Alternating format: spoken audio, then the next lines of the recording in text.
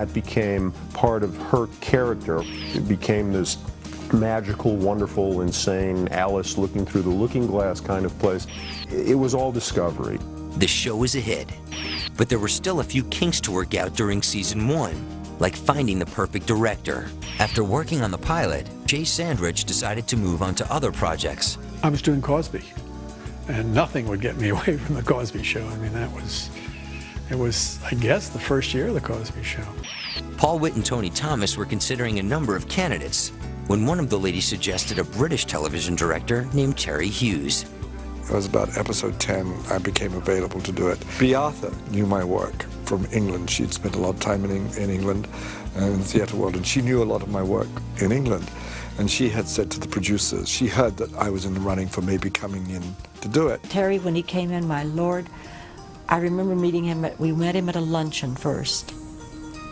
And, I said, I bet this man is it. This man's got to be the one. Yeah, and also how gorgeous he is. Is he not the most handsome thing you've ever seen? He's a brilliant director. He's more than competent. But his demeanor just made everyone so comfortable, so that the petty tensions that can exist just didn't. He instinctively knew how long you could keep something going without its, pooping out. And it's terrible to think that the two of you were almost kept apart just because Benjamin was black. Black? Benjamin wasn't black. He was from New Jersey.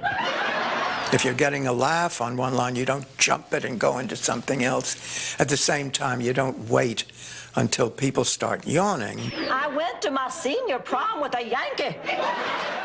The Golden Girls had a stellar cast, funny writers, and a talented director. That combination could only lead to one thing: awards. In the fall of 1986, the Golden Girls won an Emmy Award for Best Comedy Series, and Betty White took home her 6th statue. Yes, it was very special, and at an advanced age, you don't expect to ever have that happen again. To get to this point, you can't narrow it down any more than 3. I mean, there ain't no way. I am the lucky one who gets to come up and pick up this beautiful Golden Girl.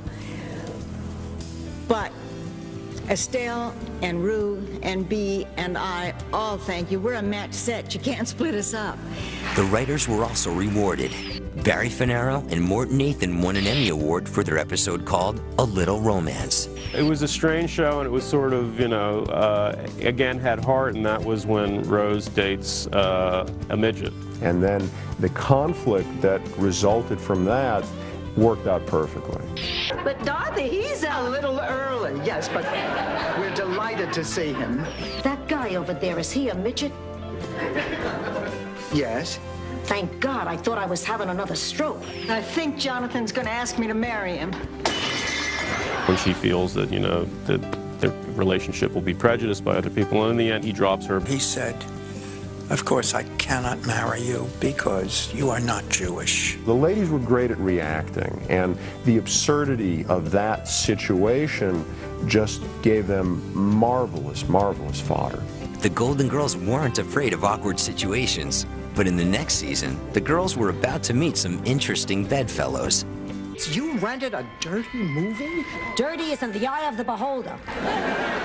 The Golden Girls was just a year old in the fall of 1986. The sitcom, with a fresh take on senior citizens, was on the verge of edging out primetime veterans like Dynasty and Dallas in the ratings.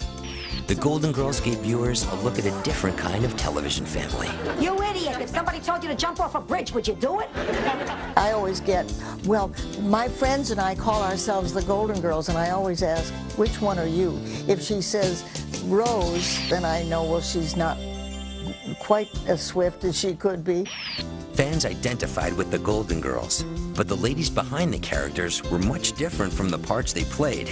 Betty is anything but Rose. I mean, that woman has the sharpest mind and the quickest wit of anybody I ever met. So, I mean, that's pure acting, to see her, the naive and the stuff flying over her head. One time, we were doing a television show where we had to hang her from a harness. She was swinging about 30 feet above the stage, and we were doing take after take because we couldn't get it right, and someone took me aside and said, "You should really bring Betty down for a while." Betty is, in her 60s, and she's been swinging from a rope for about 4 hours without a whimper of complaint. And I didn't even think about it because Betty was tireless. I'll make my famous ice cream clown sundaes, the one with the little raisin eyes and the sugar cone caps. If that doesn't fill the void, nothing will. I think that there was a lot of Dorothy in Beatha. I think that Beatha, she was the smart one. She was the tent pole. She was the voice of sanity, and she brought the most incredible taste in comedy. Well, what about Blanche? No, Blanche is not gay. I never watched the show when I was doing it because I thought it would, would cripple me. I thought if I saw it, I'd say, "Oh God, why did I do that?" or "Why did I look that way?" Sometimes she would doubt something and she would need reassurance, and once she got that reassurance, she'd just go for it. But just total skill. Ma, come on, it's not funny. The hell it's not. Bea cracks me up the same way that I crack her up. She's one of the brilliant comic minds of our day. She's just that good. Estelle was new to all three of us. Bea and I had known each other. We'd been friends for ages. Rue and I had worked together on Mama's Family and on the Carol Burnett Show and stuff, so we knew each other. I think Estelle was pretty well awed by Bea. I got the impression that she really was a little intimidated by her, maybe, though I'm just guessing that. And Bea would just, I think she just adored Estelle. I love Beatha like she was my own daughter. We do have that kind of relationship. I think of Bea very often in a very maternal way. Rue is a cockeyed wonder, one of the most talented women I know. People always ask me, "Are you the same as Blanche Devereaux?" And I always say, "Well, please just look at the facts." Blanche Devereaux was a man-hungry, sex-starved, self-centered, glamorous vamp from Atlanta, Georgia. And I'm not from Atlanta, Georgia. She would come into work sometimes and she would say, "It was the weirdest thing. I was walking across the street and some construction workers whistled at me." I did that once. And he said something pretty off-color to me. And then she'd lean in and she'd go, "I loved it." It was his birthday. Oh, I got several marriage proposals through the years from older men, younger men. And I remember one particular invitation to come to New Jersey and have dinner with him and his mother. The Golden Girls weren't afraid to get a bit racy. And in season 2, the ladies didn't shy away from sensitive issues.